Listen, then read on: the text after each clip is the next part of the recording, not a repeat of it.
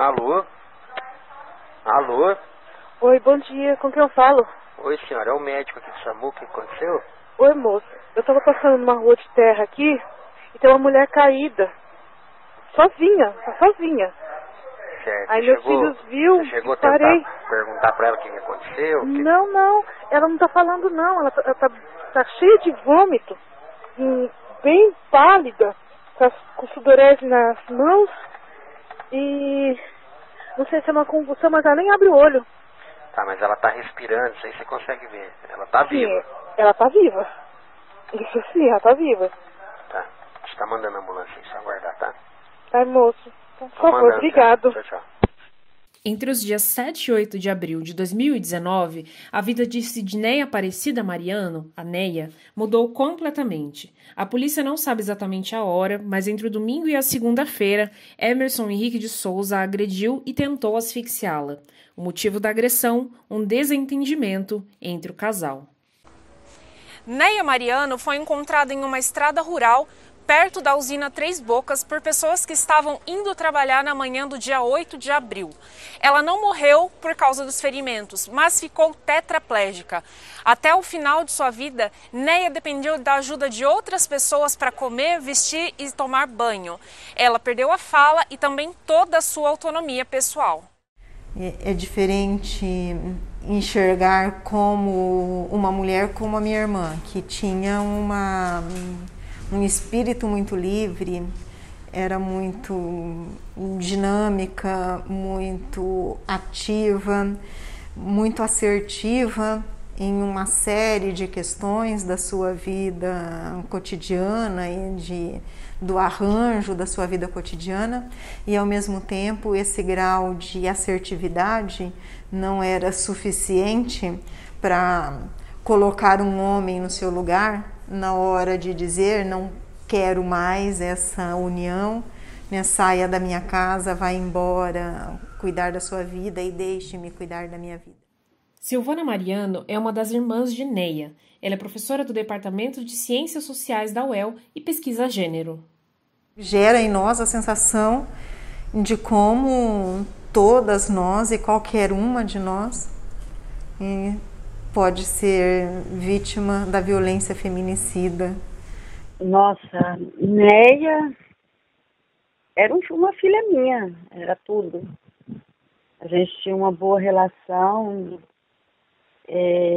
Eu acho que até nos últimos dias, nos últimos tempos de acontecer esse fato com ela, a gente passou a ser mais grudado uma com a outra.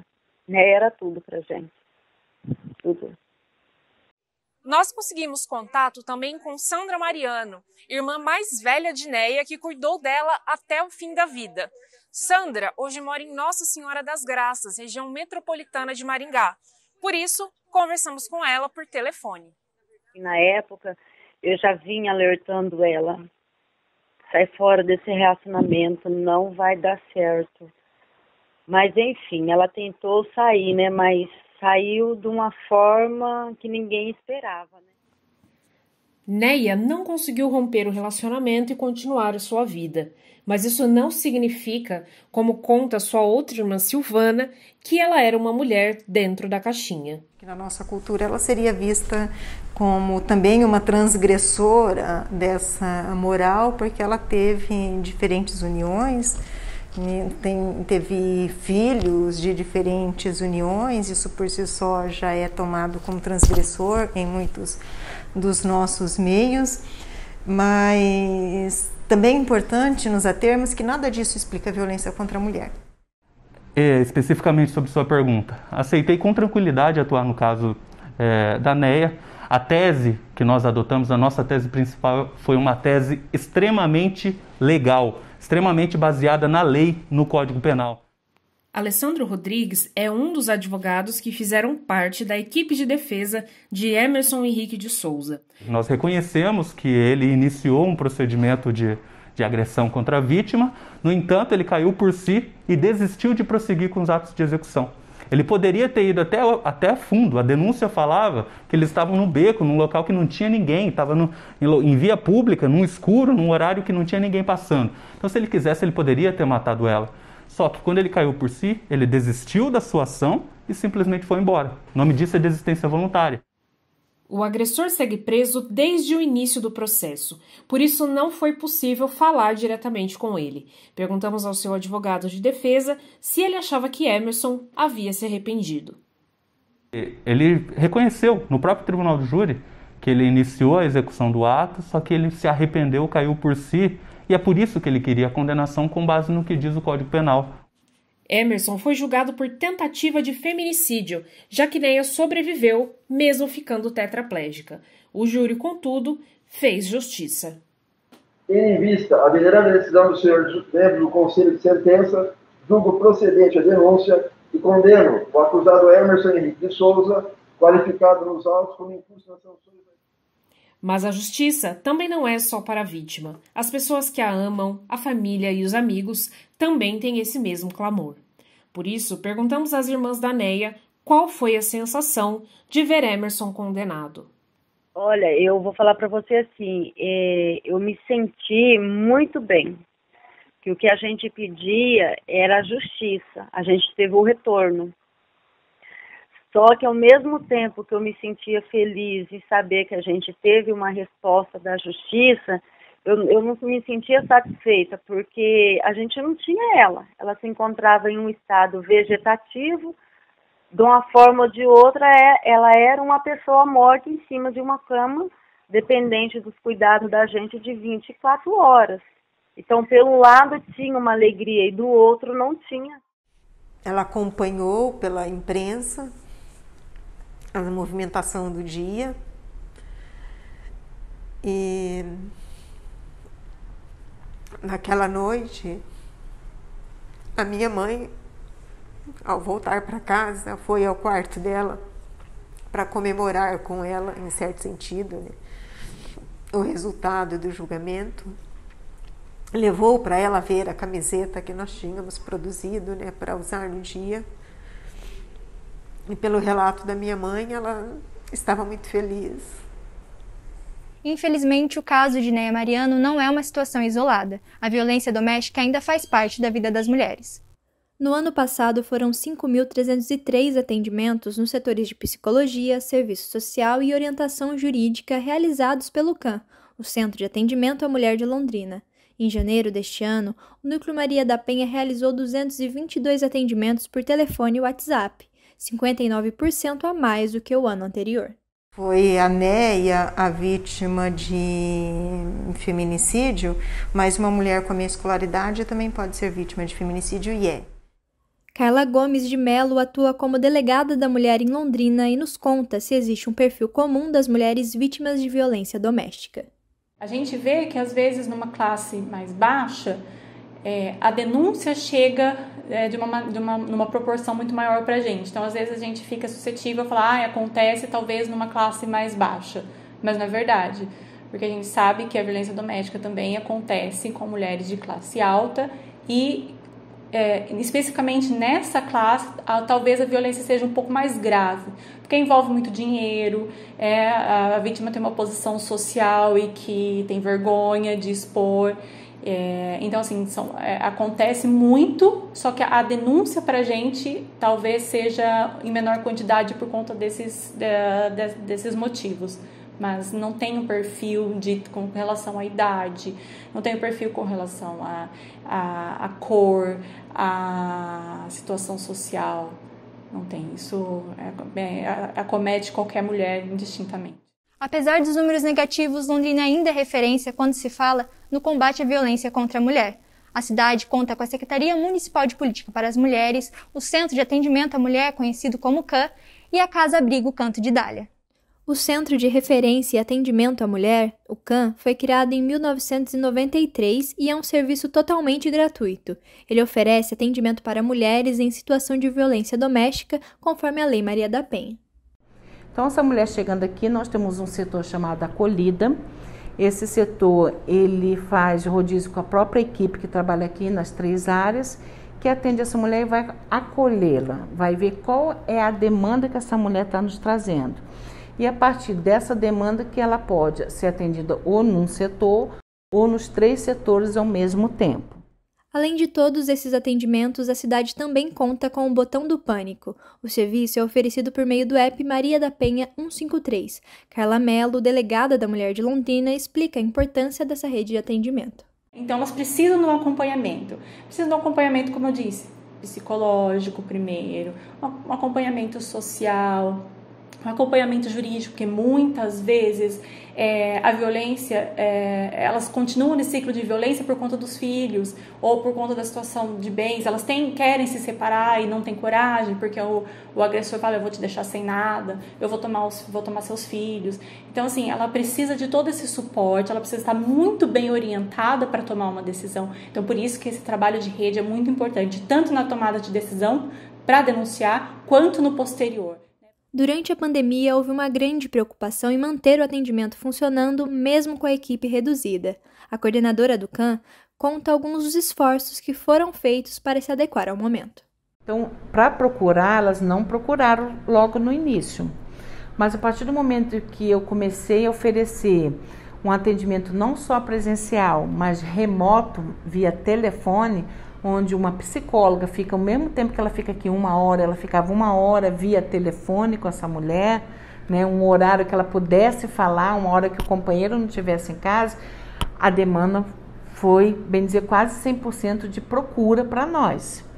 Tanto que eu tive que fazer uma contratação de uma assistente social, uma psicóloga, porque estava virando fila de espera já. E eu não posso lidar com a violência com fila de espera, né? Apesar da tristeza pela morte de Neia e de tantas outras mulheres vítimas da violência doméstica, ainda existe um arco-íris depois da chuva. Foi a partir das mobilizações em favor de Sidneia Mariano que surgiu o Observatório de Feminicídio de Londrina, que leva o nome dela. É um alento ver que a gente pode falar com diferentes mulheres, articular diferentes forças, diferentes competências, diferentes habilidades para tornar mais visível para a sociedade o problema da violência feminicida, né, as suas causas e os seus danos. Neia, que dá nome ao observatório de sua própria história e de tantas outras mulheres vitimadas pela ignorância machista, já está em outro plano. Não conseguiu vencer a violência então tentada contra sua vida e partiu. Triste e miseravelmente humana, a tragédia de Neia vencendo a tragédia de Marias e Clarices no solo do Brasil. Naquilo que conta a história da má formação cidadã, que faz do mundo um panóptico das próprias mazelas. No caso, o machismo e a ausência de empatia. Bem como, assim, o desconhecimento, sororidade.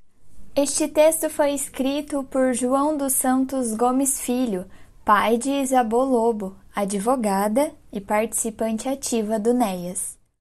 Nossa, aqui em Londrina eu vejo que tem bastante diferença, especialmente, eu falo assim, em relação ao caso da NEA, porque graças a ele surgiu o observatório, então aqui em Londrina parece que começou a dar uma importância maior para esses casos de feminicídio e de tentativa de feminicídio, pelo menos depois do caso da NEA. E eu lembro bastante que nas minhas conversas com a promotoria e também com o meu pai, da representação que era esse caso da NEA, não por ser a NEA em si, mas é que dependendo da resposta social, ia ser uma derrota enorme. O Observatório de Feminicídio surgiu em abril de 2021 com o objetivo de continuar os trabalhos desempenhados pelo movimento Justiça por NEA.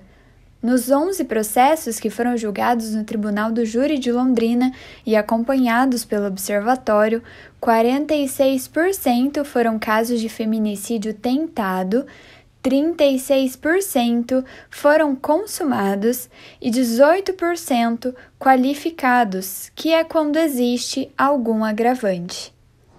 Eu vejo que o NEAS, ele, além da parte que eu falei da maior divulgação dos casos e publicização daquilo que fica geralmente guardado nos arquivos do judiciário, eu acho que o NEAS ele tem muito essa força de pegar e falar para a sociedade, tem alguém aqui olhando e nós vamos falar e vamos protestar por. Não que necessariamente todos os casos vão ter algum ato ou algo sobre, mas eu vejo que essa luta incessante de cobrar do Poder Judiciário uma humanização dessas mulheres e um tratamento digno, de que tem alguém fiscalizando, e não necessariamente um órgão legislativo, mas sim membros da sociedade. Então, é como se as NEAs representassem a sociedade londrinense.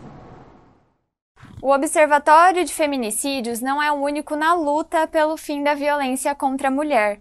Na Universidade Estadual de Londrina, iniciativas como essas também foram criadas. É o caso do Grupo de Violência contra a Mulher do projeto Safety, que trabalha com a conscientização sobre as medidas protetivas e os diferentes tipos de violência por meio de rodas de conversa no YouTube. O projeto é desenvolvido por estudantes de graduação, pós-graduação e professores. Uma mulher, né, já se manifestando e reconhecendo, né, tomando consciência mesmo de que ela está sofrendo violência, para nós foi, né, muito importante. Sim. A gente ficou bem feliz assim quando a gente ouviu, sabe, aquele relato. Mas também ver que os profissionais se interessam, isso é assim, fundamental para nós, porque dá uma motivação assim da gente continuar pesquisando, né, e ver que os profissionais precisam também dessas ferramentas, sabe? De ouvir um colega falando, um promotor falando, uma delegada, uma enfermeira, um médico, né, falando sobre o assunto, como que ele toma as condutas a partir daquela situação, é bem importante, né? Sim, e as estudantes da graduação também, acho que é um fruto, né, por formar profissionais com um olhar atento para a violência contra as mulheres, a violência de gênero, porque é bem escasso nos currículos e tudo mais, a gente não tem informação sobre isso, então quando a gente traz, né, as estudantes atentas a esse contexto, assim, acho que a gente coloca lá na frente possibilidades de romper com esses ciclos e com esse fenômeno de uma forma geral, né? A Atlética 5 de Outubro, do Centro de Letras e Ciências Humanas da UEL, desenvolveu um projeto social. Nele, discute a necessidade de criar estratégias de combate ao assédio sexual no meio universitário. As cangaceiras são uma comissão social formada por mulheres que acolhem as vítimas de assédio dentro do campus e em festas universitárias. Não é mesmo, Ana?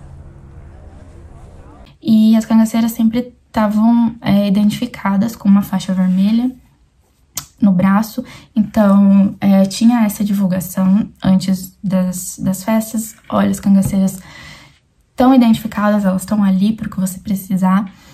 E também, antes de qualquer evento, eram colocadas plaquinhas nos banheiros femininos, falando sobre isso, né, também, para caso alguém não saiba quem são as cangaceiras, quem são essas meninas, tava ali no banheiro para que você, caso você passe por alguma situação chata ou você não esteja se sentindo muito segura, essas meninas estavam ali. Carla Mello reforça a importância de sempre denunciar.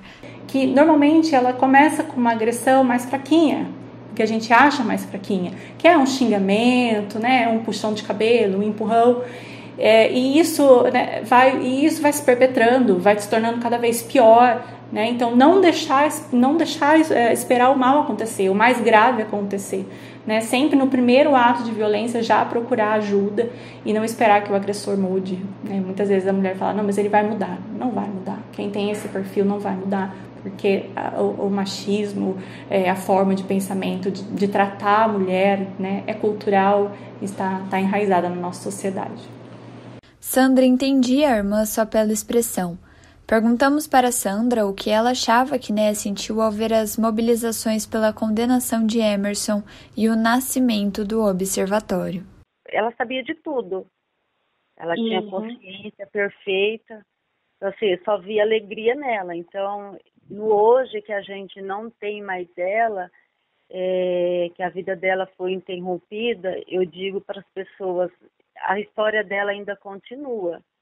A história da Néia ainda não acabou, ela continua viva. Um cantinho uma mulher, um cantinho e outra, continuamos lutando ainda. Então, Néia permanece com a gente ainda, de uma forma ou de outra.